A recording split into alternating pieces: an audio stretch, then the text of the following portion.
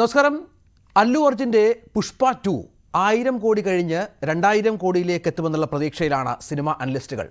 സ്ക്രീനിൽ അല്ലു ഇങ്ങനെ നിറഞ്ഞാടുമ്പോൾ, പ്രേക്ഷക ലക്ഷങ്ങൾ സിനിമ കാണാൻ തിയേറ്ററുകളിൽ ഇടിച്ചു കയറുമ്പോൾ ലൈഫിൽ നിയമക്കുരുക്കിലാണ് അല്ലു. തെലങ്കാന പോലീസിൻ്റെ ചോദ്യമുറിയിലായിരുന്നു ഇന്ന് 3 മണിക്കൂർ. നവംബർ 4 രാത്രി നടന്ന തിക്കിലും തിരക്കിലും മരിച്ച രേവതിയെ ബൗൺസർമാർ തൂക്കിയെടുത്ത് പുറത്തേക്ക് കൊണ്ടുപോയ ദൃശ്യങ്ങൾ, CCTV ദൃശ്യങ്ങൾ ഇന്ന് പുറത്തുവിട്ട അല്ലുവിനെ പ്രതിരോധത്തിലാക്കി പോലീസ്. വടികൾ ഉപയോഗിച്ച് ആളുകളെ സ്വകാര്യ സെക്യൂരിറ്റി സംഘം തല്ലുന്നതും CCTV ദൃശ്യങ്ങളിൽ കാണാം. അല്ലുവിൻ്റെ സ്വകാര്യ സെക്യൂരിറ്റി മാനേജരെയും പോലീസ് കസ്റ്റഡിയിലെടുത്തു. അല്ലുവിനെതിരെ ഇന്ന് കോൺഗ്രസ് നേതാക്കളും രംഗത്ത് വന്ന് നമ്മൾ കണ്ടു.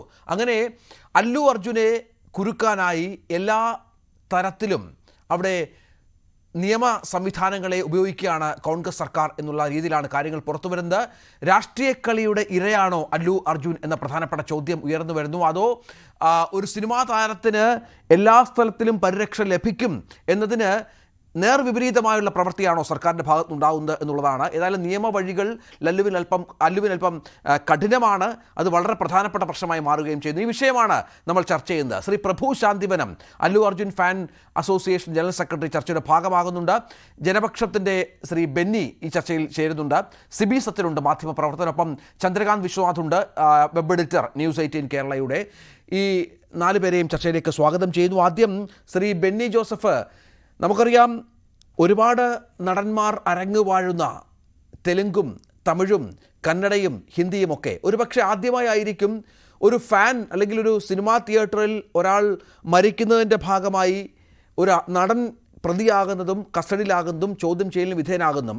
മാത്രമല്ല അല്ലു എന്നത് പാൻ ഇന്ത്യൻ താരമാണ്, വലിയ ഫാൻ ബേസ് ഉള്ള ആളാണ്. ആ നടനെ ഇത്തരത്തിൽ കസ്റ്റഡിയിലെടുക്കാൻ ഒരു സർക്കാർ സംവിധാനം തയ്യാറാകുന്നുവെങ്കിൽ, നിയമക്കുരുക്കിലേക്ക് കൊണ്ടുപോകുന്നുവെങ്കിൽ അത് എന്തിൻ്റെ സൂചനയാണ്?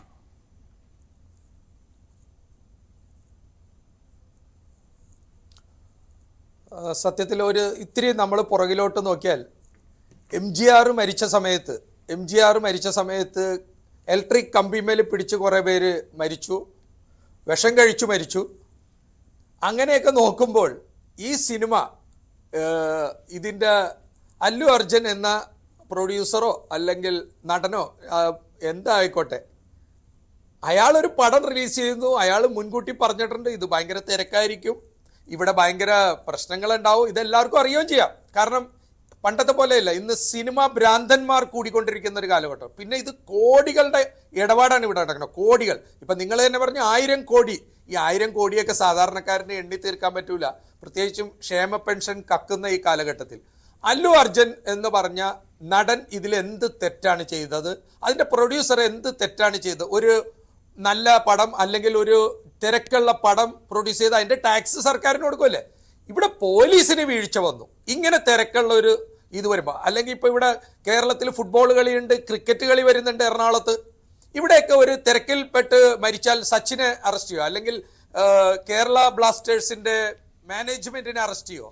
ഇതൊന്നുമല്ല രഞ്ജിത്തെ, ഇത് ഒരു സൂചനയാണ് ഇന്ത്യൻ ജനാധിപത്യത്തിൽ, ഇന്ത്യൻ ഭരണകൂടത്തിന്റെ പരമോന്നത ഇത് നീതിപീഠം സുപ്രീം കോടതിയോ ഹൈക്കോടതിയോ പോലീസോ ഒന്നും അല്ല, രാഷ്ട്രീയക്കാരാണ്.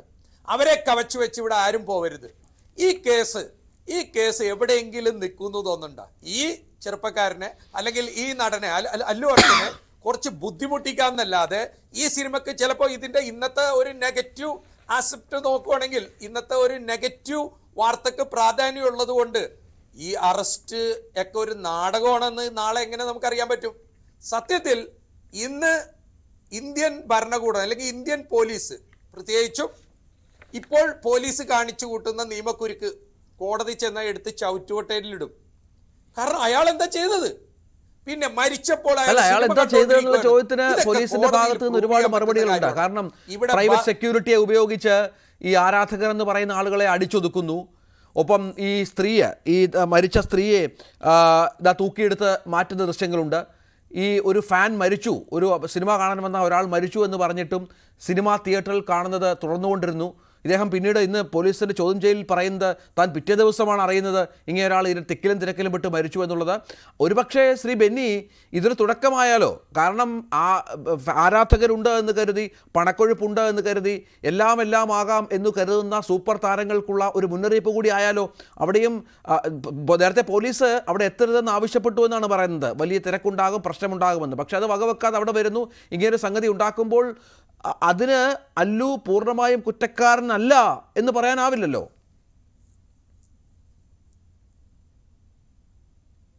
അല്ല രഞ്ജിത്തെ, അങ്ങനെ പോവരുത്. രഞ്ജിത്തെ, അങ്ങനെ ചർച്ച ചെയ്ത് പോരുത്.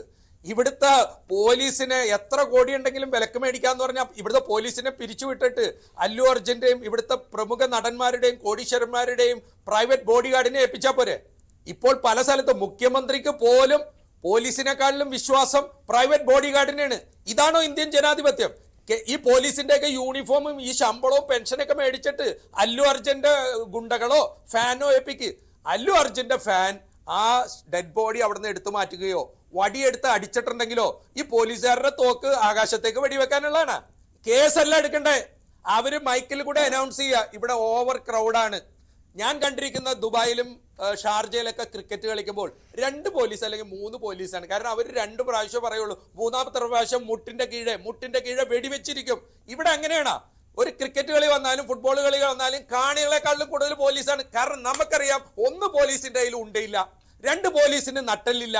കാശുകാരുടെ മുമ്പിൽ ഓച്ചാനിക്കുന്ന പോലീസിനെ ഏത് സ്റ്റേറ്റിലാണെങ്കിലും, കേരളത്തിലല്ല ഇന്ത്യയിൽ ഏത് സ്റ്റേറ്റിലാണെങ്കിലും കാശിന്റെ മുമ്പിൽ ഫാൻസിന്റെ, ഇപ്പൊ അമിതാഭ് ബച്ചന്റെ ഫാൻ ആവട്ടെ അല്ലു അർജുന്റെ ഫാൻ ആവട്ടെ, അവിടെ പോലീസ് ഈ ലാത്തി അടിച്ച ഫാൻ എന്ന് പറഞ്ഞവനെ ഫാൻ എടുത്ത് വാഷിംഗ് മെഷീൻ ആക്കണ്ടേ, അടിച്ചു ഒതുക്കണ്ടേ, വെടിവെക്കണ്ടേ? അല്ലാണ്ട് അല്ലു അർജുനെ പിടിച്ച ഈ ഞാൻ ഇപ്പോഴും പറയുന്നത്, നിയമം അറിയാവുന്ന ഒരു പരിധി വരെ ഞാൻ പറയുന്നത്, ഈ കേസ് എടുത്ത് ഔട്ട്വോട്ടേഡിൽ എടുക്കും. പോലീസുകാരോട് ഈ യൂണിഫോം മാറ്റി വെച്ചിട്ട് വേറെ വല്ല തോട്ടിപ്പണിക്ക് പോകാൻ പറയും.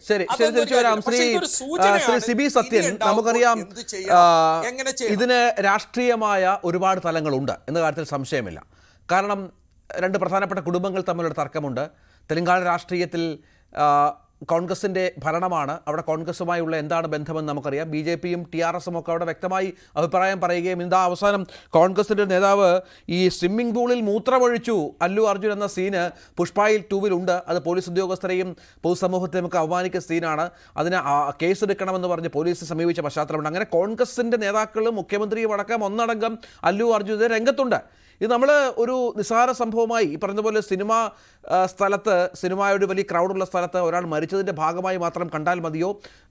ചർച്ചയാവുന്നത് പോലെ മറ്റ് രാഷ്ട്രീയ ലക്ഷ്യങ്ങൾ ഇതിന് പിന്നിലുണ്ട് എന്നും അല്ലു എന്ന വലിയ ഫാൻ ബേസ് ഉള്ള ഒരു ആക്ടർക്കെതിരെയുള്ള ഒരു സർക്കാർ നീക്കം എന്നുകൂടി കാണാമോ? രഞ്ജിത്ത്, ഇത് ഒരുപാട് തലങ്ങളുള്ള ഒരു സ്റ്റോറിയാണ്. ശരിക്കും പറഞ്ഞു കഴിഞ്ഞാൽ ഒരു സിനിമാ കഥ പോലെ തന്നെ മൾട്ടിപ്പിൾ തലങ്ങളുള്ള ഒരു സ്റ്റോറി ആയിട്ട് വേണം നമുക്കിതിനെ കാണാൻ. കാരണം ബേസിക്കലി നമ്മൾ ഈ പറയുന്ന കേസിന് പല തലങ്ങളുണ്ട്. ഒന്നെന്ന് പറയുന്നത്, ഏതൊരു അപകടം, പ്രത്യേകിച്ചും തെക്കും തിരക്കും മൂലമുള്ള അപകടം വരുമ്പോൾ, 1 എന്തുകൊണ്ടാണ് തെക്കും തിരക്കും ഉണ്ടായത്, 2 ആർക്കാണ് അത് നിയന്ത്രിക്കേണ്ട ഉത്തരവാദിത്വം, 3 ഇത് മുൻകൂട്ടി കണ്ടിരുന്നോ, തുടങ്ങിയ നിരവധി ചോദ്യങ്ങളുണ്ട്. അപ്പം സ്വാഭാവികമായിട്ടും ആദ്യത്തെ പഴി വരുന്നത് പോലീസിനാണ്. കാരണം ഇത്രയും തിക്കും തിരക്കും വരും എന്നുള്ളത് മുൻകൂട്ടി കണ്ടിരുന്നോ, അത് പോലീസ് എന്ത് നടപടിയാണ് സ്വീകരിച്ചത്, അല്ലെങ്കിൽ സർക്കാർ എന്ത് നടപടിയാണ് സ്വീകരിച്ചത്, 2 ആരാണ് ഓർഗനൈസ് ചെയ്തത്, ഓർഗനൈസേഴ്സ് എന്ത് നടപടി സ്വീകരിച്ചു, 3 താരം ഓർഗനൈസർ ആയിരുന്നോ അതോ താരം ഇൻവൈറ്റി ആയിരുന്നോ? ഇങ്ങനെ കുറേയധികം ചോദ്യങ്ങൾക്ക് നമ്മൾ പ്രാഥമികമായിട്ട് ഉത്തരം കണ്ടെത്തേണ്ടതുണ്ട്. അപ്പൊ ഇതിനകത്ത് നമുക്ക് മനസ്സിലാവുന്ന ഒരു പോയിന്റ് എന്ന് പറയുന്നത്, ഇതിനകത്ത് ഇപ്പം സ്വാഭാവികമായിട്ടും ഏത് അപകടം നടന്നാലും എന്ത് സംഭവം നടന്നാലും സർക്കാരും പോലീസും പ്രാഥമികമായിട്ട് അതിനകത്ത് അവരുടെ ലാബ്സ് എന്തായാലും വരും. അപ്പൊ പിന്നെ എന്തായാലും സർക്കാരിനെയോ പോലീസിനെയോ അറസ്റ്റ് ചെയ്യാൻ പറ്റാത്തത് കൊണ്ട് പിന്നീട് ബാക്കിയുള്ളവരെ അറസ്റ്റ് ചെയ്യുക എന്നുള്ളതാണല്ലോ ഒരു നീതിന്യായ വ്യവസ്ഥ എന്ന് പറയുന്നത്. അപ്പൊ അതിന്റെ ഭാഗമായിട്ട് ഇനി അടുത്തത് ആക്ച്വലി അറസ്റ്റ് ചെയ്യേണ്ടത് ഓർഗനൈസേഴ്സിനെയാണ്. കാരണം ഇത്രയും വലിയൊരു ഇവന്റ് നടക്കുമ്പോൾ ഇതിന് ആവശ്യമായ സന്നാഹങ്ങൾ ഒരുക്കിയിരുന്നു, ഇതിനാവശ്യമായ സെക്യൂരിറ്റി ഒരുക്കിയിരുന്നു, എത്ര ജനം വരും, ഈ ജനങ്ങളെ എങ്ങനെ കൺട്രോൾ ചെയ്യും, എന്താണ് അതിന്റെ മെഷറുകൾ, തുടങ്ങിയ എല്ലാ കാര്യങ്ങളിലും കൃത്യമായിട്ടൊരു ധാരണ ഓർഗനൈസേഴ്സിനാണ് പ്രാഥമികമായിട്ട് ഉണ്ടാവേണ്ടത്. അപ്പോൾ അതിനനുസരിച്ച് പോലീസ് സന്നാഹങ്ങൾ ഏർപ്പെടുത്തുകയും ആ ഗൗരവം പോലീസിനെ പറഞ്ഞ് മനസ്സിലാക്കുകയും അത്ര ആളിനെ അവിടെ എത്തിക്കുകയും വേണം. ഇനി 4ാമതാണ് താരം വരുന്നത്. കാരണം താരം, ഇപ്പൊ ഞാൻ വരുന്നപ്പോൾ ഒരാളൊരു താരമാണ്, അതുകൊണ്ട് അയാൾക്ക് പുറത്തിറങ്ങാൻ പറ്റില്ല. കാരണം പുറത്തിറങ്ങാൻ തുടങ്ങിക്കഴിഞ്ഞാൽ ജനം തിങ്ങിക്കൂടും, അപകടം ഉണ്ടാകും, അതുകൊണ്ട് അയാൾ പുറത്തിറങ്ങാൻ പാടില്ല എന്ന് പറയുന്ന സംഭവങ്ങളൊന്നും നമുക്ക് ഒരിക്കലും മുന്നോട്ട് വെക്കാൻ പറ്റില്ലല്ലോ. കാരണം അവർക്കും സഞ്ചാര സ്വാതന്ത്ര്യമുണ്ട്, അവർക്കും ഒരു ജനാധിപത്യ രാഷ്ട്രത്തിലെ എല്ലാ പൗരന്മാരെ പോലെ പൊതുചടങ്ങുകളിൽ പങ്കെടുക്കാനും അതുപോലുള്ള പരിപാടികളിൽ പങ്കെടുക്കാനുമുള്ള അധികാരവും അവകാശവും അവർക്കുമുണ്ട്. അപ്പൊ നമുക്ക് അവരുടെ ആ അധികാരത്തെ അവകാശത്തെ എടുത്തു മാറ്റിക്കൊണ്ട് നിങ്ങൾ താരമായതുകൊണ്ട്, സെലിബ്രിറ്റി ആയതുകൊണ്ട് നിങ്ങൾ പുറത്തിറങ്ങി കഴിഞ്ഞാൽ വൻ ആള് കൂടും, അതുകൊണ്ട് നിങ്ങൾ പുറത്തിറങ്ങാൻ പാടില്ല എന്ന് പറയുന്ന ഒരു തരത്തിലുള്ള ഒരു നയവ് അടിച്ചേൽപ്പിക്കാൻ നമുക്കിവിടെ പറ്റില്ല. അപ്പൊ ഇവിടുത്തെ ഏറ്റവും വലിയ പ്രശ്നം എന്ന് പറയുന്നത്, ചുരുക്കം പറഞ്ഞു കഴിഞ്ഞാൽ എല്ലാവരുടെയും ഭാഗത്ത് ലാപ്സ് ഉണ്ടായി. അതിന്റെ ഫലമായിട്ട് ഒരു സ്ത്രീക്ക് ജീവൻ നഷ്ടപ്പെട്ടു എന്നുള്ളത് തന്നെയാണ്. ഇത് ഈ നടപടി, ഇതിന്റെ പേരിൽ കേസെടുത്ത നടപടിയെ സംബന്ധിച്ചിടത്തോളം നമ്മൾ നോക്കുകയാണെങ്കിൽ അതിനെ രണ്ട് തലത്തിൽ കാണാം. ഒന്നെന്ന് പറയുന്നത് ഒരു മുന്നറിയിപ്പ്, അല്ലെങ്കിൽ ഒരു ഭാവിയിൽ ഇത്തരം പരിപാടികൾ ആവിഷ്കരിക്കുമ്പോൾ ഏത് സൂപ്പർ സ്റ്റാർ ആയാലും നമ്മൾ ഈ പറഞ്ഞ പോലെ ഏത് സൂപ്പർ സ്റ്റാർ ആയാലും ഞങ്ങൾ നടപടി എടുക്കും. കാരണം ഇങ്ങനെയുള്ള കാര്യങ്ങൾ നിങ്ങൾക്ക് നിങ്ങളുടേതായ ഡിലിജൻസ് നടത്തിയ ശേഷം മാത്രമേ, നിങ്ങളുടേതായ പഠനങ്ങളും മറ്റു കാര്യങ്ങളും നടത്തിയ ശേഷം മാത്രമേ ഇതുപോലുള്ള പരിപാടികളിൽ സ്ഥിരമായി പങ്കെടുക്കാവൂ. അല്ലാതെ ഇത്തരം പരിപാടികളിൽ പങ്കെടുക്കുന്നത് കൊണ്ട് ഇതുപോലെ ജീവഹാനി ഉണ്ടാവുകയാണെങ്കിൽ നിങ്ങൾ ഉത്തരവാദിയാക്കപ്പെടും എന്നൊരു സന്ദേശം കൂടെ കൊടുക്കുന്നുണ്ട്.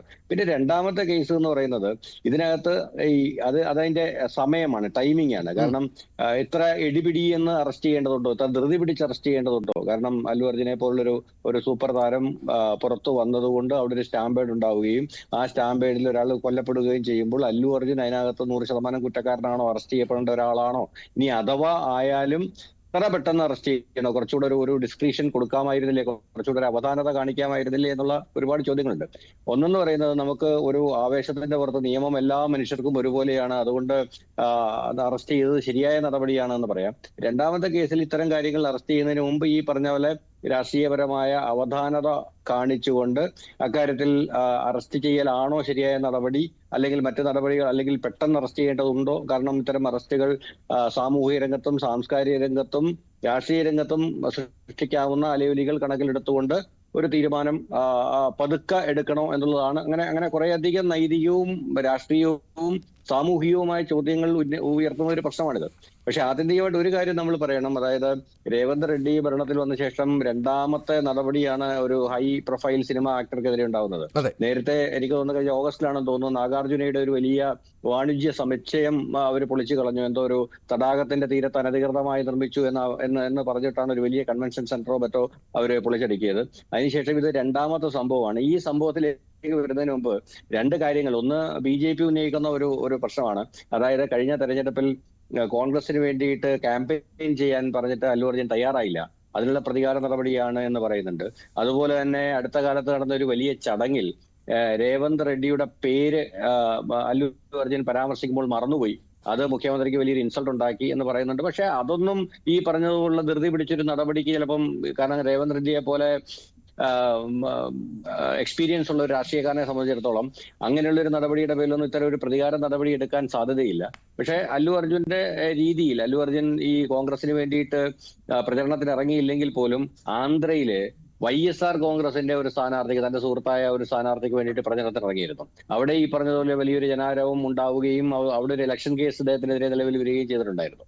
പക്ഷേ അവിടെ വളരെ രസകരമായിട്ട് നമ്മൾ ചിന്തിക്കേണ്ട ഒരു കാര്യം, ആന്ധ്രയിലെ തെരഞ്ഞെടുപ്പിൽ YSR കോൺഗ്രസിനെതിരെ ചന്ദ്രബാബു നായിഡുവിനോടൊപ്പം മത്സരിച്ച ആളാണ് പവൻ കല്യാൺ. പവൻ കല്യാൺ അല്ലു അർജുന്റെ അങ്കിളാണ്. പവൻ കല്യാൺ ചിരഞ്ജീവിയുടെ സഹോദരനാണ്. ചിരഞ്ജീവിയുടെ അനന്തരവനാണ് അല്ലു അർജുൻ. അപ്പൊ നമ്മൾ അങ്ങനെ നോക്കുമ്പോൾ സ്വന്തം കുടുംബത്തിനെതിരെ പോലും ഒരു രാഷ്ട്രീയ നീക്കം നടത്താൻ ധൈര്യം കാണിച്ച, അല്ലെങ്കിൽ സ്മാർട്ട്നെസ് കാണിച്ച ഒരാളാണ് അല്ലു അർജുൻ. നമുക്ക് വളരെ കൃത്യമായിട്ട് പറയാൻ കഴിയും. എന്ന് മാത്രമല്ല, എനിക്ക് തോന്നുന്നത് പുഷ്പ 2 പല ഡയലോഗുകളും ഈ ചിരഞ്ജീവി, പവൻ കല്യാൺ, രാം ചരൺ സഖ്യത്തിനെതിരെ പറഞ്ഞതായിട്ടുള്ള രീതിയിൽ വ്യാഖ്യാനിക്കപ്പെടുന്നുണ്ട്.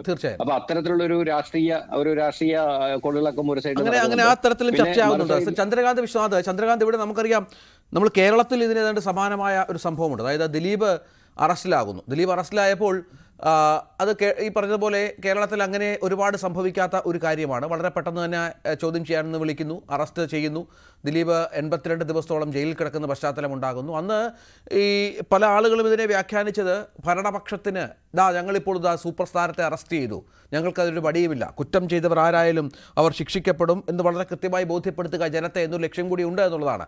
അങ്ങനെ ഈ ഒരു സൂപ്പർ താരത്തെ, ഒരു സിനിമാ നടനെ തൊടുമ്പോൾ അത്തരത്തിലുള്ള കാര്യങ്ങളിലേക്ക് നിയമ സംവിധാനം സംവിധാനങ്ങൾ മുന്നോട്ട് പോകുമ്പോൾ അത് കൂടുതൽ ജനശ്രദ്ധ ആകർഷിക്കുമെന്നും ഭരിക്കുന്ന സർക്കാരുകൾക്ക് സ്വീകാര്യത കൂട്ടുമെന്നും സാധാരണക്കാരായ ജനങ്ങൾ ഈ പളപളപ്പൊക്കെ കണ്ട് ഒരാരാധനയ്ക്കപ്പുറം മറ്റു തലത്തിൽ ചിന്തിക്കും ജനങ്ങൾക്കിടയിൽ ഒരു വീരപരിവേഷം ഈ പറഞ്ഞ മുഖ്യമന്ത്രിക്കടക്കം നൽകും എന്നും കരുതാം. അങ്ങനെയും ചില വ്യാഖ്യാനങ്ങളുണ്ട്. ആ ചിന്തയോട് എങ്ങനെയാണ് ചന്ദ്രകാന്ത് ചേർന്ന് നിൽക്കുന്നത്? രഞ്ജിത്ത്, ആദ്യം തന്നെ ഈ രണ്ട് കേസുകൾ നമുക്ക് ഒരുപോലെ പറയാൻ പറ്റില്ല. ഒരാൾക്കെതിരെയുള്ള ഒരു ക്രൈമിന്റെ ഒരു അലിഗേഷനാണ്. അതും ഇപ്പോൾ അല്ലു അർജുന്റെ കേസുമായിട്ട് നമുക്ക് അങ്ങനെ നേരിട്ട് പറയാൻ പറ്റില്ല എന്നാണ് എനിക്ക് പറയാൻ പറ്റുന്നത്. പക്ഷേ രഞ്ജിത്ത് പറഞ്ഞതുപോലെ തന്നെ ഇത്തരത്തിലുള്ള നടപടികൾ, പ്രത്യേകിച്ച് ഈ തെലങ്കാന പോലെ ആന്ധ്രാപ്രദേശ് പോലെ സിനിമാ രാഷ്ട്രീയവുമായിട്ട് വളരെയധികം ഇഴചേർന്നിരിക്കുന്ന സിനിമയുമായി ഇഴചേർന്ന രാഷ്ട്രീയമുള്ള ഒരു സ്ഥലത്ത് ഇത് തീർച്ചയായിട്ടും ഇതിന് പറഞ്ഞ രാഷ്ട്രീയ ലക്ഷ്യങ്ങളുണ്ട്. അല്ലാതെ സിനി പറഞ്ഞതുപോലെ തന്നെയാണ്. അതായത് വെറുതെ ഒരാളെ ഓടിച്ചെന്ന് പിടിച്ച് അറസ്റ്റ് ചെയ്യേണ്ട കാര്യമുണ്ടോ? കാരണം ഈ കേസിനകത്ത് ഒന്നാമത്തെ കക്ഷിയല്ല ഇപ്പോൾ തന്നെ അല്ലു അർജുൻ. മാത്രവുമല്ല, ഇത്തരം ചടങ്ങുകൾ ആദ്യമായല്ല നടക്കുന്നത്. നമുക്കറിയാം, താരപരിവേഷമുള്ള ആളുകൾ, അത് ആരുമായിക്കോട്ടെ, ചിലപ്പോൾ ഒരു കവിയായിരിക്കാം, അല്ലെങ്കിൽ ഒരു സ്പോർട്സ് താരമായിരിക്കാം, അല്ലെങ്കിൽ രാഷ്ട്രീയക്കാരനായിരിക്കാം, അല്ലെങ്കിൽ എഴുത്തുകാരനായിരിക്കാം. ഇവരൊക്കെ വന്നാൽ തന്നെ അവിടെ വലിയ ജനം ഉണ്ടാകുന്നുണ്ട്. അത് ആ ജനം ഉണ്ടാകുന്നതിന്റെ പുറകിലൊരു ലോ ആൻഡ് ഓർഡർ ഒരു ക്രൈസിസ് ഉണ്ടാകുമ്പോൾ അത് നേരിടേണ്ടത് അവിടുത്തെ സംവിധാനമാണ്. ആ സംവിധാനം എത്ര കണ്ട് ഇതിനോട് ചേർന്ന് നിൽക്കുന്നു, അല്ലെങ്കിൽ അവർ ശ്രീ ബെന്നി പറഞ്ഞതുപോലെ തന്നെ, ഞാനും ഈ പറഞ്ഞ ദുബൈയിലും ഷാർജയിലും ഒക്കെയുള്ള ലോ ആൻഡ് ഓർഡർ സിറ്റുവേഷൻ നമ്മൾ കണ്ടിട്ടുള്ളതാണ്. അവരെത്ര ഗംഭീരമായിട്ടാണ് ഇത്തരം സംഭവങ്ങൾ ഹാൻഡിൽ ചെയ്യുന്നത്. അവർ ഇതിനേക്കാളും വലിയ സ്റ്റാർ ഷോസ്, ഇതിനേക്കാളും വലിയ താരങ്ങൾ വരുന്നതാണ്. പക്ഷേ അതൊന്നും ചെയ്യാതെ തങ്ങളുടെ ഭാഗത്തു നിന്നുണ്ടായ പാളിച്ചകൾ മറയ്ക്കാൻ വേണ്ടിയിട്ട് ഇത്തരം ഒരു സംഭവത്തിലേക്ക് പോകണം. ഏതാണ്ട് 2 ആഴ്ചയായിട്ട് ഈ തെലങ്കാനയിലൊക്കെയുള്ള ചർച്ചകൾ മുഴുവൻ ഏതാണ്ട് അല്ലു അർജുനെ ബേസ് ചെയ്തിട്ടാണ്. ഇതാണോ ഒരു രാഷ്ട്രീയ കാര്യത്തിനുണ്ടായത്? കാരണം ഇപ്പം നമുക്കറിയാം, നമ്മൾ 4000-ഓളം പേർ ഒരു കൊല്ലം മരിക്കുന്ന ഒരു സംസ്ഥാനത്തിരുന്നാണ്, വാഹനാപകടത്തിൽ മരിക്കുന്ന സ്ഥലത്തിരുന്നാണ് നമ്മൾ സംസാരിക്കുന്നത്. നമുക്ക് എല്ലാവർക്കും അറിയാം. ഇപ്പോൾ നമ്മൾ സംസാരിച്ചുകൊണ്ടിരിക്കുന്ന സമയത്ത് തന്നെ വലിയ അപകടങ്ങൾ ഉണ്ടാവുന്നുണ്ട്, അല്ലേ?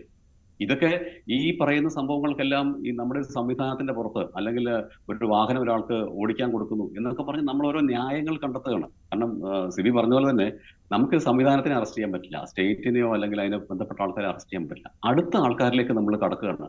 അപ്പോ ഈ ഡൈവേർഷൻ എന്ന് പറയുന്ന സംഭവമുണ്ട്. ഇതുകൊണ്ട് രാഷ്ട്രീയക്കാർ വലിയ നേട്ടം ഉണ്ടാക്കുന്നുണ്ടെന്നുള്ള സത്യമാണ്. പ്രത്യേകിച്ച് ഒരു വലിയ ഒരു വലിയ ജനപ്രീതിയുള്ള ഒരു താരത്തെ അറസ്റ്റ് ചെയ്യുന്നത് വഴി അവർക്ക് തന്നെ ഒരു ഹീറോയിസം കിട്ടും. കാരണം ഇവർക്ക് സിനിമയിലൊക്കെ അടിച്ചു വീഴ്ത്തുന്ന പോലെ അല്ലല്ലോ ഇത്. യഥാർത്ഥ ജീവിതത്തിൽ ഈ താരത്തെ അറസ്റ്റ് ചെയ്യുന്നു, ആ താരത്തെ അപ്പൊ തീർച്ചയായിട്ടും അവർക്ക് താരപരിവേഷം കിട്ടും. കാരണം ഇദ്ദേഹം അല്ലു അർജുനെ പറ്റി അറിയാം. 1500 കോടിയോളം കളക്ട് ചെയ്യുന്ന ഒരു സിനിമയാണ്. ഈ ലോകം മുഴുവൻ അത് വലിയ രീതിയിൽ ഇപ്പോഴും ഓടിക്കൊണ്ടിരിക്കുകയാണ്. അതിലെ ഹീറോയെ ഞാൻ വരച്ച വരയിൽ നിർത്തും. ഈ പറഞ്ഞ പോലെ പേര് മറന്നു പോകുന്നതാകാം, അല്ലെങ്കിൽ തങ്ങൾക്ക് ഇഷ്ടമില്ലാത്ത ഒരാളെ വേണ്ടിയിട്ട് പ്രചരണം നടത്തിയതാകാം, ഒക്കെ ആവാം, എന്തുവാകാം. കാരണം അവിടെയാണ് ഞാൻ രാഷ്ട്രീയത്തിന്റെ പ്രശ്നം നേരത്തെ പറഞ്ഞത്. ഇന്ന് കോൺഗ്രസിന്റെ ഒരു പ്രധാനപ്പെട്ട നേതാവ് ഒരു പരാതി കൊടുക്കുകയാണ്. അതൊരു വളരെ ബാലിശമായ സംഭവമാണ്. സിനിമയിൽ അങ്ങനെ ഒരു രംഗം വന്നതിൽ ഒരാൾക്ക് വരിക എന്ന് പറഞ്ഞത്. ഇപ്പൊ നമ്മളിപ്പോ ദൃശ്യം സിനിമ നമുക്ക് എല്ലാവർക്കും അറിയാം. എല്ലാവരും കണ്ട മലയാളികളെ 2 തവണ, അതായത് OTT ആയിട്ട് റിലീസ് ചെയ്ത ദൃശ്യം 2 ആണെങ്കിലും അതിന് മുമ്പ് വന്ന സിനിമയാണെങ്കിലും ഒക്കെ നമ്മളെ മുഴുവൻ കണ്ടു. വലിയ ഹിറ്റാണ്. അതിന്റെ കഥ എന്താണ്? അതിന്റെ കഥ എന്ന് പറഞ്ഞാൽ ഒരു കുടുംബത്തിന് വേണ്ടിയിട്ട് ഒരു ക്രൈം ചെയ്യുക, ഏത് വിധത്തിലും ജസ്റ്റിഫൈ ചെയ്യുന്നതിൽ കുഴപ്പമില്ലാത്ത ഒരു ധ്വനിയായാലും വരുന്നുണ്ട്, ഇല്ലേ? ഈ സംഭവം നമുക്ക് എല്ലാവരും അംഗീകരിച്ചു. ഇതിന്റെ പേരിൽ ഈ കഥ എഴുതിയ ആളെയോ പടം നിർമ്മിച്ച ആളെയോ അതിൽ നായകനായ ആൾക്കെതിരെയോ നമ്മളൊരു കേസ് എടുക്കുകയാണ്. ഇന്ത്യൻ ശിക്ഷാ നിയമം അല്ലെങ്കിൽ ഭാരതീയ ന്യായ സംഹിത പ്രകാരം ചെയ്യാൻ പറ്റുമോ?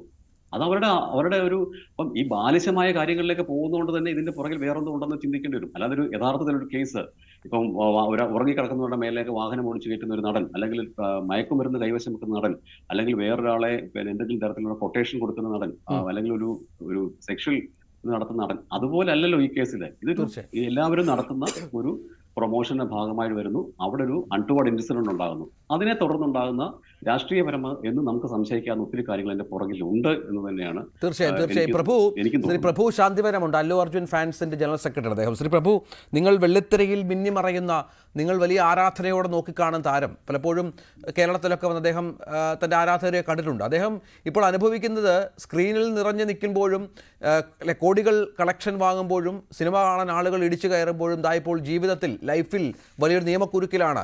അദ്ദേഹത്തെ വെറുതെ വിടുന്നില്ല. ഇന്നും ചോദ്യം ചെയ്യാൻ വിളിച്ചിരിക്കുകയാണ് 3 മണിക്കൂറോളം. അതിനുശേഷം നാളെ തെളിവെടുപ്പിനായി ഈ ശാന്തി തിയേറ്ററിലേക്ക് കൊണ്ടുപോകുമെന്നാണ് നമുക്ക് ലഭിക്കുന്ന വിവരം. വീണ്ടും പോലീസ് വിളിക്കും. അങ്ങനെ ഇത്ര വലിയൊരു കുരുക്കിൽ താരം ചെന്നെത്തിയത് എന്തുകൊണ്ടാണ് എന്നാണ് താങ്കൾ കരുതുന്നത്? നമ്മുടെ രാജ്യത്ത് ഒരു സിനിമ കണ്ട് ഇത്ര വലിയ തിക്കും തിരക്കും ഉണ്ടാവുകയും ആളുകൾക്ക് പരിക്കേൽക്കുകയും ഒക്കെ ചെയ്യുന്നത് ആദ്യമായൊന്നുമല്ലല്ലോ. പക്ഷേ ഇത്ര ആർജവത്തോടെ ഒരു സർക്കാർ നടപടി എടുക്കുക എന്ന് പറഞ്ഞാൽ എന്തിൻ്റെ സൂചനയാണ്? നമസ്കാരം. ഞാൻ ആദ്യം തന്നെ നമ്മുടെ ഈ സന്ധ്യ തിയേറ്ററിൽ മരണമടഞ്ഞ നമ്മുടെ രേവതി പ്രിയപ്പെട്ട സഹോദരിക്ക് പ്രണാമം അർപ്പിച്ചുകൊണ്ട് തന്നെ കേരളത്തിലെ അല്ലു അർജുൻ ആദർക്ക് വേണ്ടി പ്രണാമം അർപ്പിച്ചുകൊണ്ട് സംസാരിക്കണം.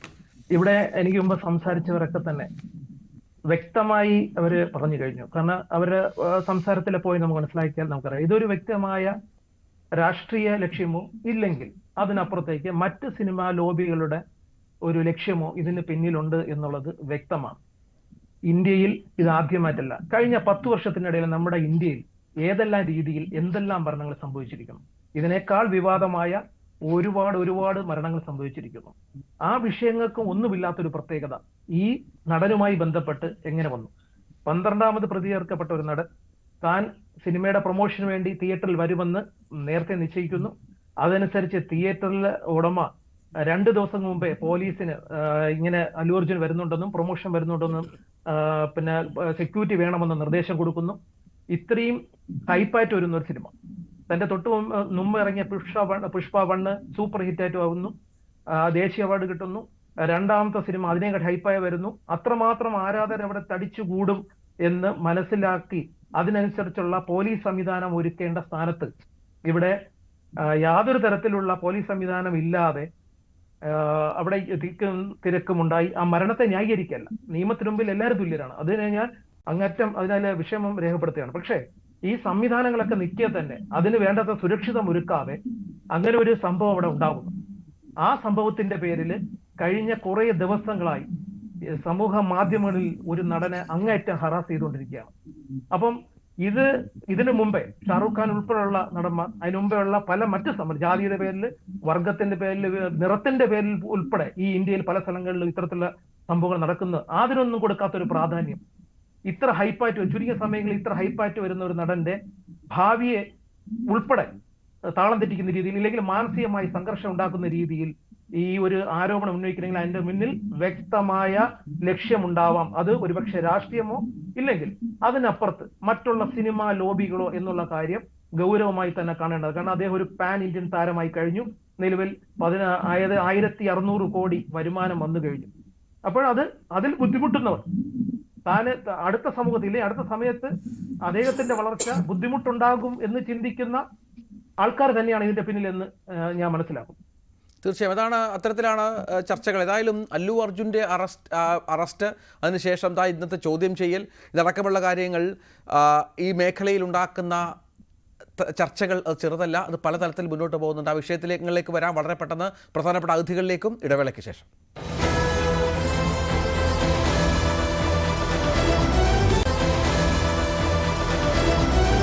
അതിനും 18-27 അടിച്ചു.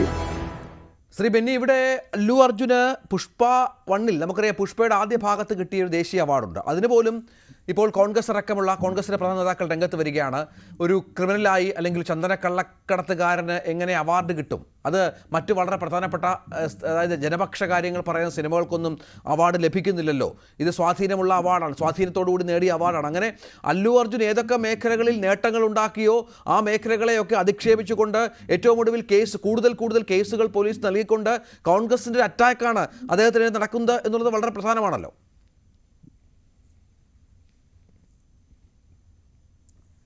രഞ്ജിത്ത് രാമേന്ദ്രൻ, ദയവായി എന്നെ ഒന്ന് ശ്രദ്ധിച്ച് കേൾക്കണം. എനിക്ക് 2-3 കാര്യങ്ങൾ പറയാനുണ്ട്. ഇതിന് പല തലങ്ങളുണ്ട്. അതിൻ്റെ ആദ്യത്തെ തലം ഞാൻ പറയാം. 1500 കോടി രൂപ ഈ പടത്തിന് കിട്ടിയെന്ന് പറഞ്ഞാൽ ഇവിടുത്തെ സർക്കാരിന്, കേന്ദ്രത്തിനും സംസ്ഥാനത്തിനും 35% ടാക്സ് കൊടുക്കുന്ന 100ക്ക് 35% നികുതി കൊടുക്കുന്ന ഒരു മേഖലയാണ് സിനിമാ മേഖല. സിനിമാ മേഖല ഈ രാജ്യത്തിന് ഒത്തിരി സമ്പത്ത് കൊടുക്കുന്നുണ്ട്, തൊഴിൽ കൊടുക്കുന്നുണ്ട്. അപ്പൊ ഇവിടുത്തെ പോലീസും ഭരണകൂടവും എവിടെ നോക്കിയിരിക്കുമായിരുന്നു? രണ്ടാമത്, ഇതൊരു രാഷ്ട്രീയ പകപോക്കലാണ്. ഇതിൻ്റെ അകത്ത് രണ്ട് കുടുംബങ്ങൾ, രണ്ട് രാഷ്ട്രീയ പാർട്ടികൾ, ഇതെല്ലാം ഇതിൻ്റെ അകത്ത് കിടന്ന് കളിക്കുന്നുണ്ട്.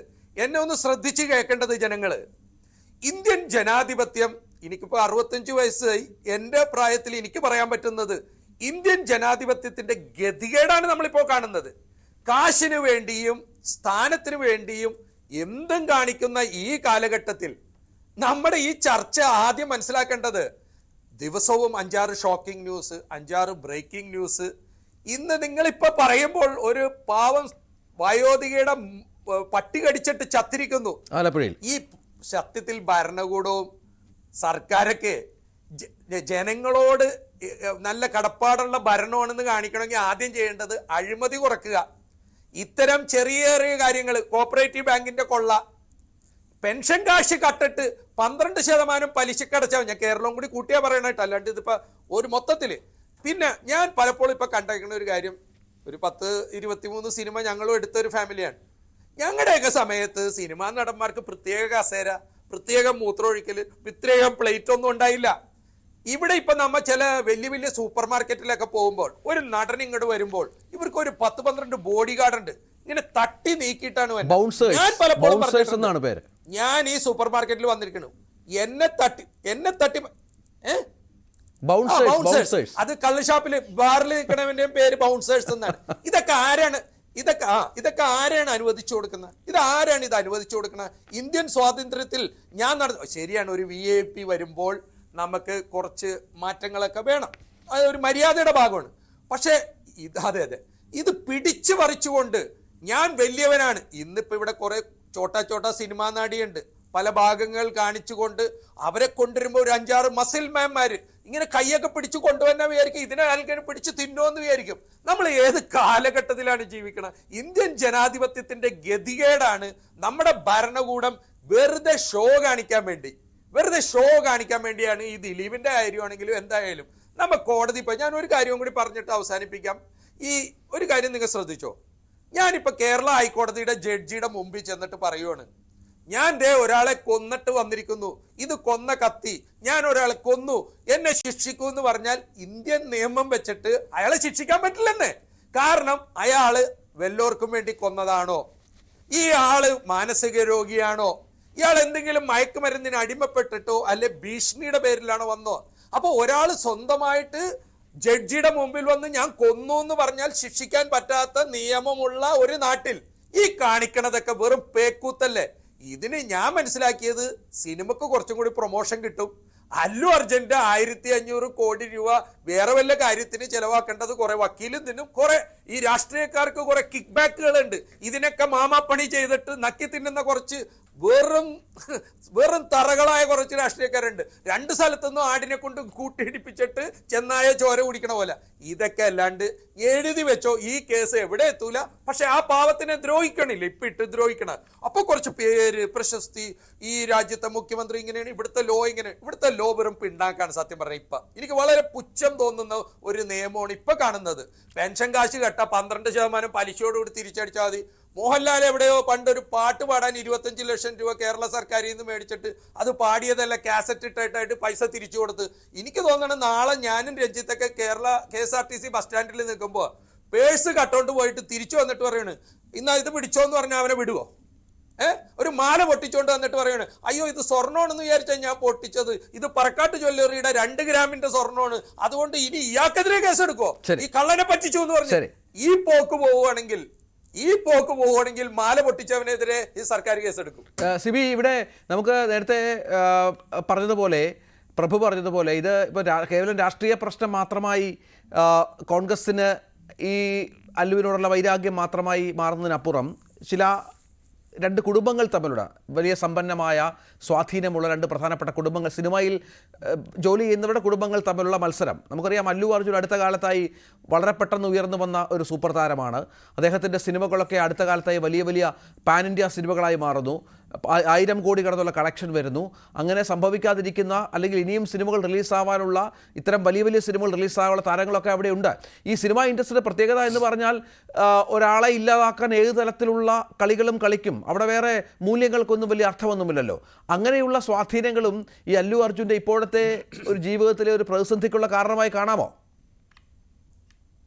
ആം, രഞ്ജിത്ത്, ഇതിനകത്ത് ഞാൻ നേരത്തെ പറഞ്ഞതുപോലെ ഇതിന്റെ കളി എന്താണ് എന്നുള്ളത് നമുക്ക് വളരെ കൃത്യമായിട്ട് അസസ് ചെയ്യാൻ പറ്റാത്ത ഒരു സാഹചര്യത്തിലാണ്. ഇത് രാഷ്ട്രീയമാണോ, കുടുംബപരമാണോ, അതോ എല്ലാം കൂടി ഇഴുകിച്ചേർന്ന ഒരു വലിയ മസാല തിരക്കഥയാണോ എന്നൊന്നും നമുക്കറിയില്ല. പക്ഷെ ഒരു കാര്യം മാത്രം നമുക്ക് വളരെ വ്യക്തമായിട്ട് അറിയാം. അതായത് ഈ സംഭവവും ഇതുമായി ബന്ധപ്പെട്ട ഈ കേസും ഈ അറസ്റ്റും ഒക്കെ ഏറ്റവും അധികം സഹായിച്ചിരിക്കുന്നത് ഒരു തരത്തിൽ പറഞ്ഞ അല്ലു അർജുനെ തന്നെയാണ്. അതെ. കാരണം അല്ലു അർജുന്റെ പുഷ്പ 2 എന്ന് പറയുന്ന സിനിമ സാധാരണമായ ഒരു വിജയം നേടിയിരിക്കുകയാണ്. അതായത് ഇതുമായിട്ട് ബന്ധപ്പെട്ടിട്ട്, അതായത് no publicity is a bad publicity എന്ന് പറയുന്ന ഒരു വാചകം പോലെയാണ്. അതായത് പുഷ്പ 2 ഇപ്പം ഗ്രോസ് ആയിട്ട് കിട്ടിയിരിക്കുന്ന ഈ ഒരു കളക്ഷൻ ഉണ്ടല്ലോ, ഈ ഒരു കളക്ഷന്റെ നല്ലൊരു ശതമാനം ഒരു പരിധി വരെ ഇപ്പൊ നടക്കുന്ന ഈ കോൺട്രവേഴ്സിയോട് കടപ്പെട്ടിരിക്കുന്നു എന്ന് വേണം നമുക്ക് പറയാൻ. അപ്പൊ നമുക്ക് ശരിക്കും ആ ആംഗിളിൽ നോക്കുകയാണെങ്കിൽ ഈ കോൺട്രവേഴ്സിയും അതിന്റെ രണ്ടാം ഭാഗവും ഒക്കെ ഈ പറഞ്ഞ ചില പ്രത്യേക ഉദ്ദേശങ്ങളോട് കൂടി സൃഷ്ടിക്കപ്പെട്ടതാണോ, അതോ സ്വാഭാവികമായിട്ട് സംഭവിച്ച് ഈ പറഞ്ഞതുപോലുള്ള ഒരു കളക്ഷന് സഹായകമായതാണോ എന്നൊന്നും നമുക്ക് പറയാൻ പറ്റുന്നില്ല. കാരണം ഇത് നമ്മളുടെ ഒരു അടിസ്ഥാനപരമായ നമുക്ക് കോംപ്രിഹെൻഡ് ചെയ്യാവുന്ന ഒരു തലത്തിന് അപ്പുറത്തുള്ള സംഭവങ്ങളാണ് പലപ്പോഴും ഈ ഇത്തരം ഫീൽഡുകളിലൊക്കെ നടക്കുന്നത്. രാഷ്ട്രീയത്തിലായാലും സിനിമയിലായാലും ക്രിമിനൽ ഫീൽഡിലായാലും ഇത്തരം സംഭവങ്ങൾ നടക്കുന്നത് നമുക്കൊക്കെ ചില സമയത്ത് കോംപ്രിഹെൻഡ് ചെയ്യാൻ പറ്റാത്തത്ര പല തലങ്ങളിലാണ്. പക്ഷെ എന്ത് പറഞ്ഞാലും ആത്യന്തികമായിട്ട് ഇത് വിന്നർ എന്ന് പറയുന്നത് പുഷ്പ 2 ആണ്. ഇതിനകത്ത് രേവന്ത് റെഡ്ഡിയും അല്ലു അർജുനും ഒക്കെ ഭാഗമായി ഈ വലിയ ഡ്രാമയിൽ, ഈ പൊളിറ്റിക്കൽ ആൻഡ് സിനിമാറ്റിക് ഡ്രാമയിലെ ഏറ്റവും വലിയ വിന്നർ പുഷ്പ 2 എന്ന് പറയുന്ന സിനിമ തന്നെയാണ്. അതിന്റെ നിർമ്മാതാക്കളാണ്, അപ്പം അതിന്റെ പ്രൊഡക്ഷൻ ഹൗസ് ആണ്. കാരണം ഈ പാൻ ഇന്ത്യയിലെ ഏറ്റവും വലിയ വിജയം നേടുന്ന ചിത്രങ്ങളിലൊന്നായിട്ട് ഇതിനെ മാറ്റാനും അതിന്റെ വിജയത്തിനെ തുടർന്ന് ഈ പറഞ്ഞതുപോലെ അല്ലു അർജുന്റെ പ്രതിഫല തുക അടുത്ത സിനിമയിൽ ഇതിന്റെ മൂന്നിരട്ടിയാക്കി മാറ്റാനും ഒക്കെയുള്ള ഒരുപാട് സഹായങ്ങൾ ഈ കോൺട്രവേഴ്സി നിലവിൽ ചെയ്തിട്ടുണ്ട്. അപ്പൊ അത് മറന്നുകൊണ്ട് നമുക്ക് മുന്നോട്ട് പോകാൻ പറ്റില്ല. അപ്പം ഈ പറഞ്ഞതുപോലെ നേരത്തെ ചന്ദ്രകാന്തനോട് ചോദിച്ച പോലെ ദിലീപിന്റെ കേസിനകത്ത് ദിലീപിന്റെ ജീവിതം ആക്ച്വലി ആ കേസ് മൂലം ഫിലിം ജീവിതം തകർന്നു പോവുകയാണ് ഉണ്ടായത്. ദിലീപിന് അതിനകത്ത് പിന്നെ കരകയറാൻ പറ്റിയില്ല. നിർമ്മാതാവെന്ന നിലയിലും നടനെന്ന നിലയിലും ഒക്കെ ദിലീപിന് രക്ഷപ്പെടാൻ പറ്റാത്ത ഒരു സാഹചര്യത്തിലേക്ക് പോവുകയും, കാരണം സമൂഹത്തിന്റെ മുന്നിൽ കുറ്റവാളിയായിട്ട് മുദ്രകുത്തപ്പെടുകയൊക്കെ ചെയ്യുന്ന ഒരു സാഹചര്യം ഉണ്ടായി. എന്നാൽ ഇവിടെ അല്ലു അർജുന്റെ കേസിൽ അങ്ങനെയല്ല. അല്ലു അർജുന്റെ കേസിൽ ഈ ഒരു കോൺട്രവേഴ്സി അതിമാരകമായിട്ട് അദ്ദേഹത്തിന്റെ സിനിമയെ സഹായിക്കുകയും അദ്ദേഹത്തിന്റെ പ്രതിഫലത്തിന്റെയും അദ്ദേഹത്തിന്റെ സ്റ്റാർഡമിന്റെ വാല്യൂ കൂട്ടുകയും അദ്ദേഹത്തിനെ ഒരു പൊളിറ്റിക്കൽ സ്റ്റാർ ആക്കി കൂടി മാറ്റിക്കൊണ്ട്, അതായത് നാളെ അല്ലു അർജുൻ വിജയിന്റെ മോഡലില് ഒരുപക്ഷെ ഈ പൊളിറ്റിക്സിലേക്ക് തിരിയാൻ ശ്രമിച്ചു കഴിഞ്ഞാൽ അതിന് പറ്റുന്ന ഒരു ബേസ് ഇട്ട് കൊടുക്കുന്ന തിരിച്ചു വരാൻ വളരെ പ്രധാനപ്പെട്ട അതിഥികളിലേക്ക് ദയവായി തുടരുക. ചില ഈ നമ്മുടെ സൂമിലും ചില ഡിസ്റ്റർബൻസുകൾ വരുന്നുണ്ട്, നമുക്കതും പരിഹരിക്കണം. തിരിച്ചു വരാം ഇടവേളയ്ക്ക് ശേഷം. പീഡിപ്പിച്ചു എന്ന് പറഞ്ഞാൽ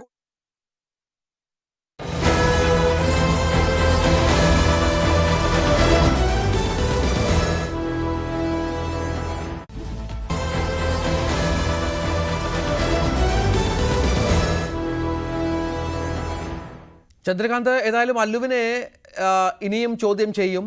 ഈ കേസുമായി ശക്തമായി മുന്നോട്ട് പോകും. അതിന്റെ സൂചനകൾ അവിടുത്തെ കോൺഗ്രസ് സർക്കാർ നൽകി കഴിഞ്ഞു. പോലീസും ശക്തമായ നടപടികൾ എടുക്കുന്നുണ്ട്. ഇനി അല്ലുവിന് മുൻപിലുള്ള വഴികൾ എന്തൊക്കെയാണ്? അത് രാഷ്ട്രീയ വഴിയാണോ, അതോ ഇപ്പോഴത്തെ തരത്തിൽ നിയമ പോരാട്ടവുമായി മുന്നോട്ട് പോവുക മാത്രമാണോ? മറ്റെന്തെങ്കിലും സാധ്യതകൾ, ആലോചനകൾ ആ ക്യാമ്പ് നടത്തുന്നുണ്ടോ ചന്ദ്രകാന്ത്? രഞ്ജിത്ത്, ഇതിനൊരു പ്രധാനപ്പെട്ട കാര്യം എന്ന് പറഞ്ഞാൽ ഇങ്ങനൊരു ദുരന്തം ഉണ്ടാകുന്നു. ഇനി നമ്മൾ എങ്ങനെ മുന്നോട്ട് പോകണം എന്നുള്ളതിനെ കുറിച്ചിട്ട് ഒരു ഗൈഡ് ലൈൻസ് ഉണ്ടാക്കാൻ പറ്റിയ അവസരമാണ് ഇതെന്നാണ് പ്രധാനപ്പെട്ട എനിക്ക് പറയാനുള്ളത്. ഇതെന്തായാലും നേരത്തെ സംസാരിച്ചവർ പറഞ്ഞ പോലെ തന്നെ ഇത് അല്ലു അർജുൻ എന്ന് പറയുന്ന ഒരു വ്യക്തിക്ക് രാഷ്ട്രീയപരമായോ അല്ലെങ്കിൽ അദ്ദേഹത്തിന്റെ കരിയർ പരമായോ വലിയ രീതിയിലുള്ള മെച്ചമാണ് ഉണ്ടാക്കിയിരിക്കുന്നതാണ് ഈ ദുരന്തത്തിന്റെ ബാക്കിപത്രം. അത് എല്ലാവരും ഏതാണ്ട് സമ്മതിക്കുന്ന കാര്യമാണ്. കാരണം ഒരാൾ മരിച്ചു എന്നുള്ളത് സത്യമാണ്, അതൊരു ദുരന്തമാണ്. അതിന്റെ പേരിൽ ഇത്രയും കോൺട്രവേഴ്സി ഉണ്ടാകുന്നു. ഈ കോൺട്രവേഴ്സി കൊണ്ടൊന്നും അദ്ദേഹത്തിന്റെ മുകളിലോട്ടുള്ള ഒരു വളർച്ച രാഷ്ട്രീയമാകാം നമുക്ക് അറിഞ്ഞുകൂടാ. കാരണം വളരെ എളുപ്പമാണ് ഇനി കാരണം അദ്ദേഹം നിരപരാധിയാണെന്ന് പൂർണ്ണമായി വിശ്വസിക്കുന്ന ധാരാളം പേരുള്ള ഒരു സ്ഥലമാണല്ലോ ഇത്. മാത്രമല്ല, ഇത്തരം ഒരു കോൺട്രവേഴ്സിയിൽ എല്ലാവരും എപ്പോഴും ചോദിക്കുന്നത് ഇത്തരം മറ്റു സംഭവങ്ങൾ ഉണ്ടായില്ലേ, അപ്പോൾ നിങ്ങൾ എവിടെയായിരുന്നു എന്ന് ചോദിക്കും. അപ്പൊ അത് ഒഴിവാക്കാനായിട്ട് സർക്കാരുകൾക്ക് ചെയ്യാൻ പറ്റുന്ന എളുപ്പ വഴിയുണ്ട്. ഇതിനൊരു ഗൈഡ് ലൈൻ കൊണ്ടുവരിക. പക്ഷെ അങ്ങനെ ആരും ഗൈഡ് ലൈൻ കൊണ്ടുവരില്ല. കാരണം അത്ര എളുപ്പമായ ഒരു കാര്യമല്ലല്ലോ ഈ ഇത്തരത്തിലുള്ള ഒരു ഗൈഡ് ലൈൻ കൊണ്ടുവന്ന് മറ്റ് പ്രൊമോഷൻ ആണെങ്കിലും അല്ലെങ്കിൽ മറ്റ് രാഷ്ട്രീയ ചടങ്ങുകളാണെങ്കിലും മതചടങ്ങുകളാണെങ്കിലും സ്പോർട്സിന്റെ എന്തെങ്കിലും മത്സരമാണെങ്കിലും ഒക്കെ നടത്താൻ പറ്റില്ല. ഇത് നമ്മളൊരു എന്താ പറയുക, എന്തെങ്കിലും കണ്ട് ഇരുട്ടുകൊണ്ട് ഓട്ടയടക്കുന്നത് പോലെ കുറച്ച് നാളത്തേക്ക് ഇത് വരും.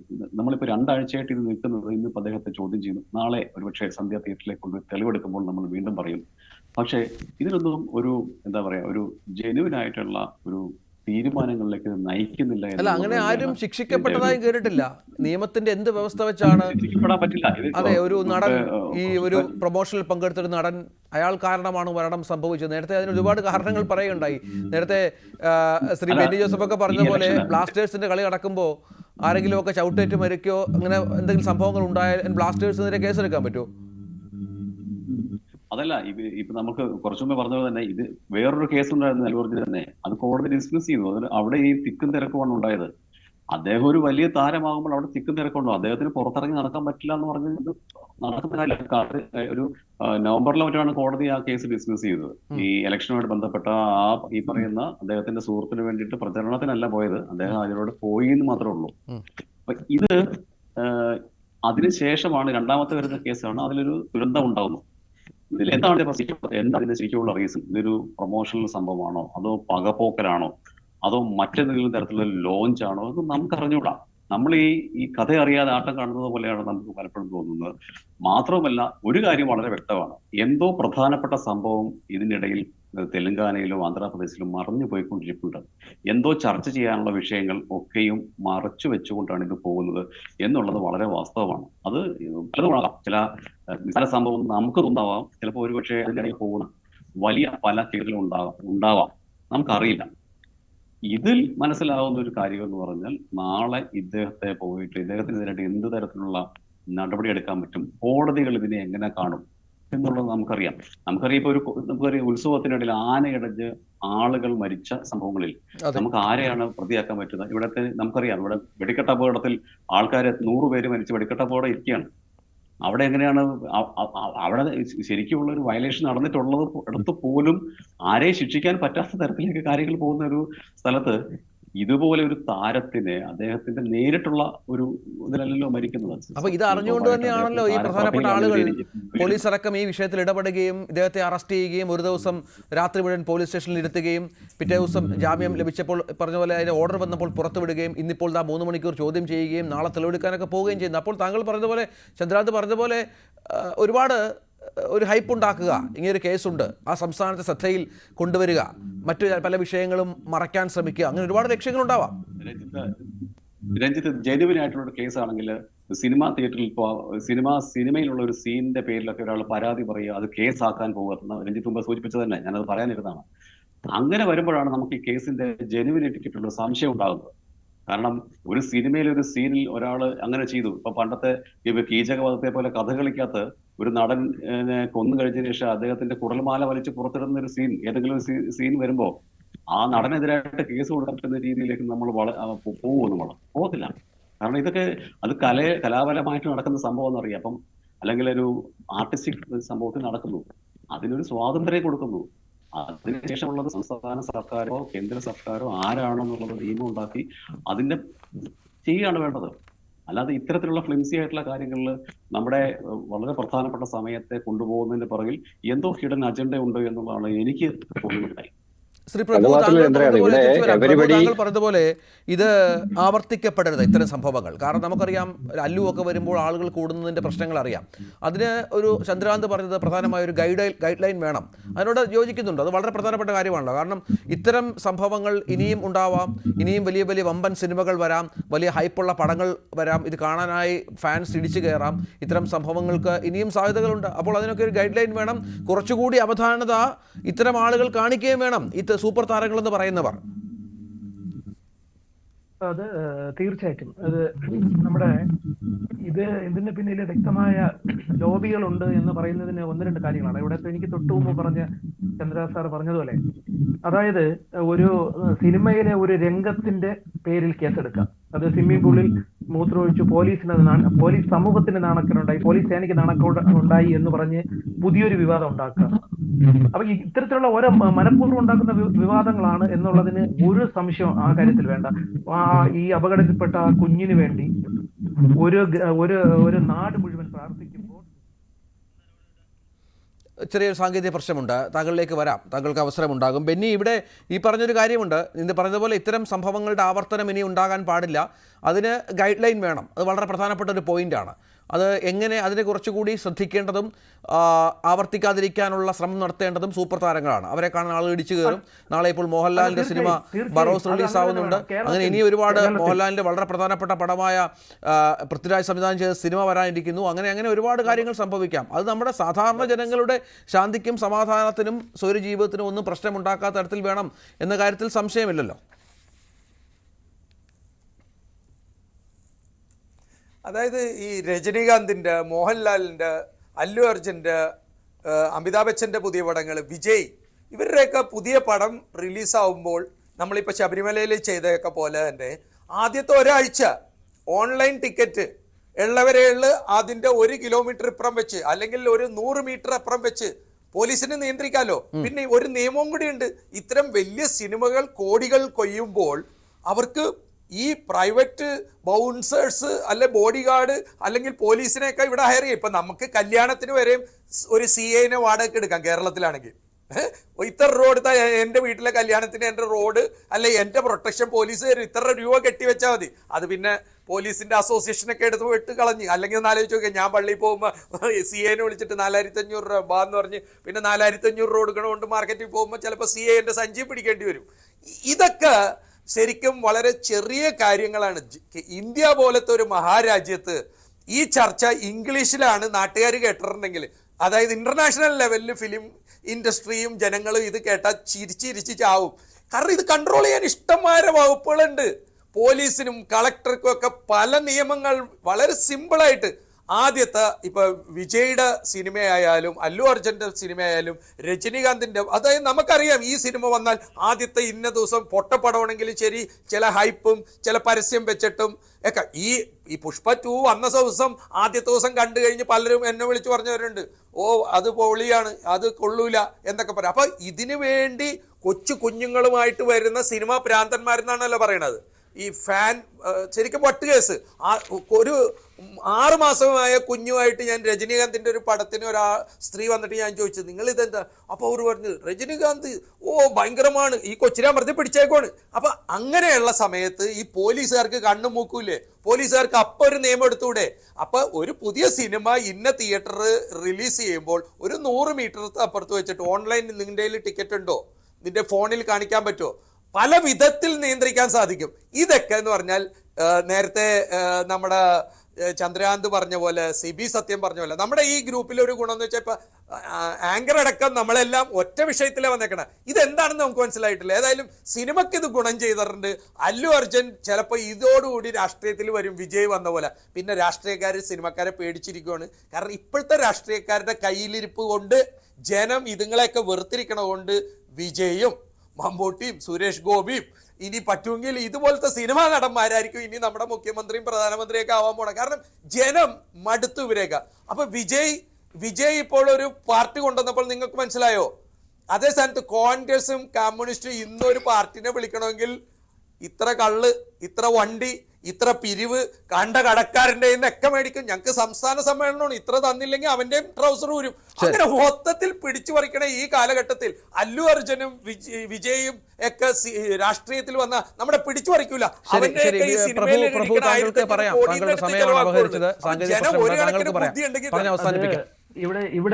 ഇവിടെ സിനിമാ ഭ്രാന്തൻ എന്നൊക്കെ പറയുമ്പോ, സിനിമ എന്ന് പറയുന്നത് വലിയൊരു മാധ്യമമാണ്, വലിയൊരു സംവിധാനമാണ്. തന്റെ ഒരു സംവിധായകന് ഒരു സമൂഹത്തോട് പറയാനുള്ള തന്റെ മനസ്സിലെ വലിയ ആശയങ്ങളാണ് സിനിമ എന്ന് പറയുന്നത്. അതിപ്പോ സിനിമയെ അങ്ങനെ വില കുറച്ച് കാണേണ്ട, അതിനെ ആരാധിക്കുന്നവരെ വില കുറച്ച് കാണേണ്ട കാര്യങ്ങളൊന്നുമില്ല. അത് മാത്രമേ, വരുമാനം മാത്രമല്ല, അതിനപ്പുറത്തേക്ക് അതൊരു വലിയ കലയാണ്. അതെ സാറ് മനസ്സിലാക്കുന്നു, ഞാനത് മനസ്സിലാക്കുന്നു. ഇവിടെ സാറ് തന്നെ പറഞ്ഞു, പല കാര്യങ്ങളും ഇവിടെ പറഞ്ഞല്ലോ. ഇത് മനസ്സിലാക്കുന്ന അതാണ് ഞാൻ പറഞ്ഞത്. ഈ കേരളത്തിൽ അല്ലു അർജുൻ 27-ാം തീയതി വന്നിരുന്നു, കഴിഞ്ഞ മാസം 27 വന്നിരുന്നു. അദ്ദേഹം ഫ്ലൈറ്റിൽ വന്ന് ഇറങ്ങിയ സമയത്ത് അവിടെ കേരളത്തിലെ പോലീസ് സംവിധാനം ഒരുക്കിയ സെക്യൂരിറ്റി പറയാതിരിക്കാൻ വയ്യ, എത്ര മികച്ചതായിരുന്നു. ഇതിന്റെ 3 ഇരട്ടി ആൾ അവിടെ തിരിച്ചുകൂടിയിരുന്നു. അതുപോലെ തന്നെ വൈകുന്നേരം നടന്ന ഈവന്റിൽ, ഗ്രാൻഡ് അയാത്ത് ഈവന്റിൽ നടന്ന പ്രോഗ്രാം, ഏകദേശം 2500 പേര് ഹാളിനുള്ളിൽ ഉണ്ടായിരുന്നു. ഇത് കാണാൻ അകത്തേക്ക് കയറാൻ പറ്റാതെ ഏകദേശം അതിന് ഇരട്ടി, ഏകദേശം 2000-3000 ആളുകൾ പുറത്തുണ്ടായിരുന്നു. അവിടെ ഈ വിഷയങ്ങൾ ഉണ്ടായില്ലല്ലോ. കാരണം എന്താണ്? കൃത്യമായ നിർദ്ദേശം അവിടെ കൊടുത്തിരുന്നു. എങ്ങനെ ഇത്രയും ഒരു നടൻ വരുന്നുവെന്നും ഇത്രയും ആളുകൾ തടിച്ചുകൂടുമെന്നും ആ സംവിധാനങ്ങൾ അതിന് ഒരുക്കണമെന്നും ഉള്ള നിർദ്ദേശം ഉണ്ടായിരുന്നു. അവിടെ സംഭവിച്ചത് എന്താണ്? പോലീസ് സംവിധാനം, സെക്യൂരിറ്റി അതിന് മതിയായി വരാതെ വന്നപ്പോൾ ജനക്കൂട്ടം അല്ലു അർജുന്റെ അടുത്തേക്ക് പാഞ്ഞു കയറിയപ്പോൾ അദ്ദേഹത്തിന്റെ സെക്യൂരിറ്റി അവർ ഇദ്ദേഹത്തിന്റെ അടുത്തേക്ക് വരാതിരിക്കാൻ തടയുകയാണ് ഉണ്ടായത്. അവിടെ പോലീസിന്റെ വീഴ്ചയില്ലേ? പോലീസ് കറക്റ്റായി നിയന്ത്രണം ചെയ്തിരുന്നുവെങ്കിൽ ഈ ബൗൺസർമാരുടെ ആവശ്യം അവിടെ ഉണ്ടായിരുന്നോ? ഒരിക്കലുമില്ല, ഒരിക്കലും സംഭവിക്കില്ല എന്ന്. ഇതിന്റെ പിന്നിൽ വ്യക്തമായ സന്ധ്യ തിയേറ്ററിൽ അല്ലു അർജുൻ ഫിലിമിന്റെ പ്രൊമോഷൻ വരുന്നത് ആദ്യമായിട്ടില്ല. തിയേറ്ററിന്റെ ഉടമകൾ 2 ദിവസം മുമ്പേ പോലീസ് അധികാരികൾക്ക് നിർദ്ദേശം കൊടുത്തിരുന്നു, ഇങ്ങനെ ഒരു തിരക്ക് നേരിടാം, അല്ലു അർജുൻ വരുന്നുണ്ട്, മതിയായ സെക്യൂരിറ്റി വേണമെന്ന് ആവശ്യപ്പെട്ടിരുന്നു. അപ്പം ഇതിന്റെ പിന്നിൽ അവിടെ അത്രയും പോലീസ് വേണ്ട എന്ന് തീരുമാനിക്കണമെങ്കിൽ, ഇല്ലെങ്കിൽ അത്ര സുരക്ഷിത വേണ്ട എന്ന് തീരുമാനിക്കണമെങ്കിൽ അതിന്റെ പിന്നിൽ രാഷ്ട്രീയമോ ഇല്ലെങ്കിൽ മറ്റ് സിനിമാ ലോകികളുടെയോ ചിലപ്പോൾ മറ്റെന്തെങ്കിലും ഉദ്ദേശം ഉണ്ടാവാം. അതിനൊരു സംശയം വേണ്ട. ഇല്ലെങ്കിൽ ഒരു പാടില്ലാത്തൊരു സംഭവം അവിടെ നടന്നു. ആ സംഭവവുമായി ബന്ധപ്പെട്ട് 12ാമത് പ്രതിയായ ഒരാളെ പല തവണ കോടതി ആവശ്യങ്ങൾക്ക് വിളിക്കുന്നു, മാധ്യമങ്ങളിലൂടെയും മറ്റും ഈ സംവിധാനത്തിലൂടെയും അദ്ദേഹത്തിന്റെ വീട്ടിൽ കയറി. എന്തിനാണ് ഇത്ര ഷോ കാണിക്കേണ്ട കാര്യം? അദ്ദേഹത്തിന്റെ വീട്ടിൽ കയറി എന്തെല്ലാം ചെയ്യുന്നു? അദ്ദേഹത്തിന്റെ കിടപ്പറയിൽ വരെ കയറി ഇറങ്ങി വാർത്തകളാക്കി അങ്ങനെ മാറ്റുന്ന ഒരു സംവിധാനമാണ് നമ്മൾ എല്ലാവരും കണ്ടുകൊണ്ടിരിക്കുന്നത്. അപ്പൊ ലക്ഷ്യമുണ്ട്. നന്ദി പ്രഭു, സമയക്കുറവുണ്ട്. ഒപ്പം ചന്ദ്രകാന്ത് വിശ്വനാഥ്, സിബി സത്യൻ, ഒപ്പം ശ്രീ ബെന്നി. ഇങ്ങനെ അവസാനിപ്പിക്കാം, മാങ്ങയുള്ള മാവുമേലെ കല്ലെറിയോൾ എന്ന് പറഞ്ഞ് അവസാനിപ്പിക്കാം. ശരി, ഏതായാലും ഇത്തരം സംഭവങ്ങൾ